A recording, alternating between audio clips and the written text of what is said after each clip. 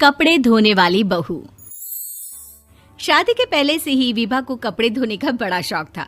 कभी नल के नीचे तो कभी तालाब के पास। अरे मेरी नीली वाली लुंगी नहीं दिख रही है। विभा की अम्मा, कहाँ रखी है लुंगी? अरे वो तो विभा ने परसों ही धोकर रखी थी आपकी अलमारी में, देखो वहीं होगी। वो ना मैंने आज धो दी, मुझे लगा कि गंदी हो गई होगी। अरे कैसे गंदी हो गई थी? उसे तो मैंने पहना भी नहीं। हे भगवान, इस लड़की के कपड़े धोने की आदत से परेशान हो गया हूँ मैं। जितना तो घर में राशन नहीं आता, उससे कहीं ज्यादा डिटर्जेंट पाउडर का खर्चा है। इसकी शादी करवा दो, शादी जाए अपने घर में ही करे काम, फिर चाहे घर के कपड़े धोने हो या पूरे गांव के। हाँ ठीक बोल रही हो, देखता हूँ मैं कोई लड़का। वो दिन भी आ जाता है जब विभा को देखने लड़के वाले आ जाते हैं। लड़की मुझे अच्छी लगी। होने वाली सास कहती है, बेटी अगर कुछ पूछना है तो पूछ लो। वैसे तो हमारी लड़की बहुत ही शर्मिली है, जो बोल दो वो मान लेती है, इसे क्या पूछना होगा। अरे कैसी बात कर रही हो माँ, मुझे इन लोगों के घर रहना है, सवाल तो कई है। हाँ हाँ बेटा, पूछ लो ना, क्या पूछना है। आप लोगों के घर कपड़े कौन धोता है? सास का मुंह बन जाता है। देखो, अगर तुम ये कहना चाहती हो कि तुम्हें कपड़े धोने नहीं आते तो सुन लो, कपड़े मैं ही धोती हूँ, लेकिन तुम्हारे आ जाने के बाद मैं रुमाल तक नहीं धोऊंगी। अरे चुप रहना भाग्यवान, बहू बेचारी घर आई नहीं, उसे डराना शुरू कर दिया। वो क्या है ना बिटिया, अभी तक तो ये कल्लू की माँ ही धोती थी, लेकिन अब तुम्हारे पापा तो दहेज में वॉशिंग मशीन देंगे ही। तभी विभा की माँ बोल पड़ती है, सवाल भी पूछा तो क्या। वैसे भाई साहब, मशीन की तो फिर भी कपड़े धोने की कैपेसिटी होती है। मतलब जो बिटिया दे रहे हैं ना विभा, इसे कपड़े धोने का बहुत शौक है। ये आप लोगों के क्या, आस पड़ोस गांव मोहल्ले सबके कपड़े धो दे और उफ तक ना करे।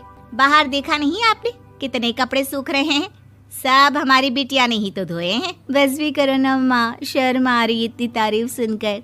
और तो और एक दाग निकाल कर दिखाओ तो मान जाओ। हाँ अच्छा, माफ करना बेटा, मैंने गलत समझा।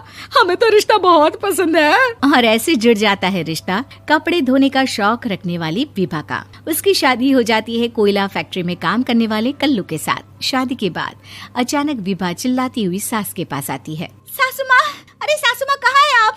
ये तो धोखा है, धोखा दिया आप लोगों ने मुझे। इसे ससुर के चक्कर के बारे में पता चल गया।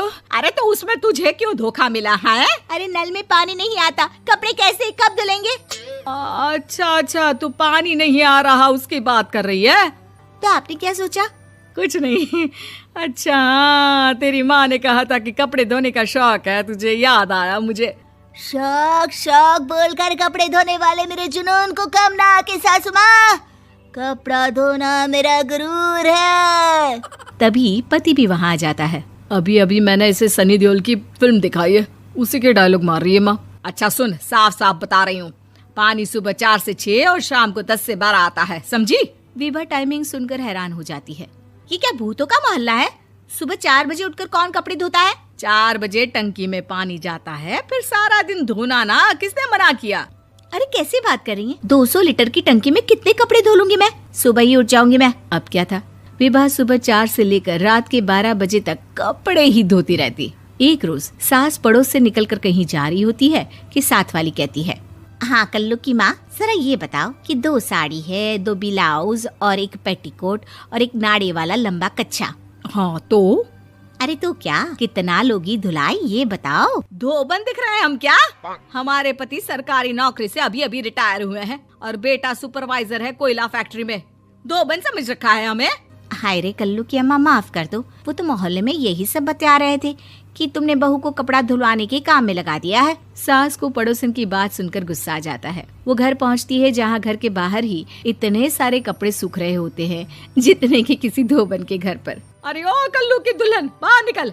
माँ जी यहीं आ जाओ, बाथरूम में चादर धो रहे हैं हम। अरे अभी हम धोते हैं, तुमको बाहर निकलो। ये आस पड़ोस वाले बोल रहे हैं कि हम बहू से कपड़े धुलवा कर उसे कपड़ा धोने वाली बना दिए हैं। अरे छोड़ो ना माँ जी, किन लोगों की बातों में आती हो?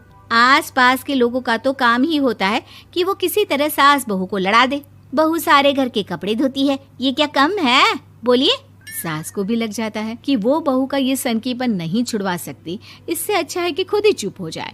एक रोज सास और बहू मंदिर जाते हैं, जहाँ सास की साड़ी वहाँ खड़ी भीख मांगने वाली से मिलती है। माँ जी क्या बात है, आपकी साड़ी उस भिखारन से कितनी मिल रही है ना? हाँ हाँ देखो तो, दोनों की साड़ी मिल रही है। क्या बात है कल्लू की अम्मा, तुम खुद को तो अफसर की बीवी बताती हो और ऐसी सिंपल सी प्लेन साड़ी पहनकर घूमती हो। सिंपल और प्लेन नहीं है ये साड़ी। तो क्या सोने के धागे से फूल बने हैं? कुछ भी सासू माँ, कुछ भी। हाँ बने थे इस साड़ी में सोने के धागे से फूल। मेरे पति लेकर आए थे मद्रास से स्पेशली मेरे लिए 10,000 की। ताहे भाई साहब इस भिखारन के लिए भी सेम टू सेम साड़ी लेकर आए होंगे 10,000 की। सास उस वक्त तो कुछ नहीं कहती, लेकिन बहू के साथ घर आती है और अलमारी से एल्बम निकाल कर लाती है। ये साड़ी देख रही है, ये वही साड़ी है जिसे मैंने अभी पहना था। इस साड़ी में ये जो चमकदार फूल दिख रहे हैं ना, ये सोने के धागों से काढ़े गए हैं। लेकिन तू लोकल वॉशिंग मशीन ब्रश से घिस घिस कर सारे फूलों को निकाल कर साड़ी प्लेन कर दी। मुझे माफ कर दीजिए सासू माँ। और तो और, जब मैंने तुझे तेरी गलती के लिए कुछ नहीं कहा, लेकिन तूने तो सबके सामने मेरा मजाक ही बना दिया। क्यों? बहू को समझ में आ जाता है कि अब से उसका कपड़े धोना बंद।